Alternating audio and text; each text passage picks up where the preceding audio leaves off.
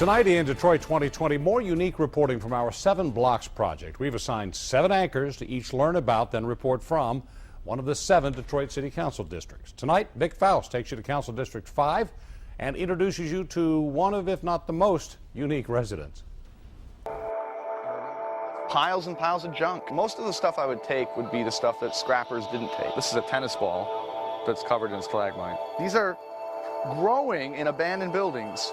In a way, kind of chronicle but preserve and save a lot of these objects that were just decaying in all these different buildings and places around the city.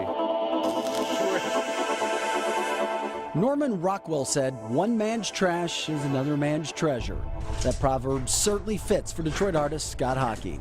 When you don't have a car and when you're broke, the abundance of free materials in Detroit becomes really useful. He is a site-specific installation artist and photographer who creates from the environment around him.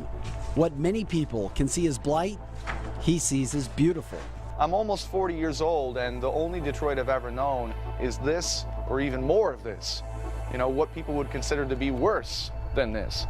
So, for me, I've found beauty in that. Scott grew up in Redford and has lived at the corner of East Grand Boulevard in Oakland the last 13 years. He has had solo exhibits all around the world, yet chooses to live humbly in this building among his art and sculptures from years of scavenging in the heart of Detroit City Council District 5. The way the world works now, especially in the art world, you can really live anywhere. You don't have to go to New York or LA or Paris or Berlin to be a successful artist.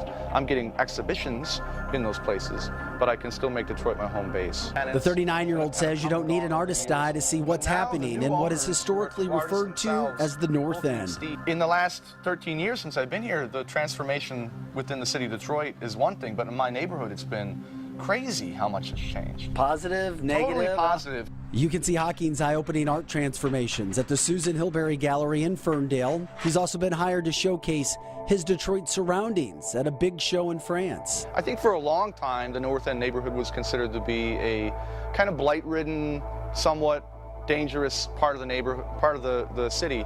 I think that's changing. And his artwork and commitment to Detroit is helping make that change happen. In Detroit City Council 5, Vic Faust, 7 Action News.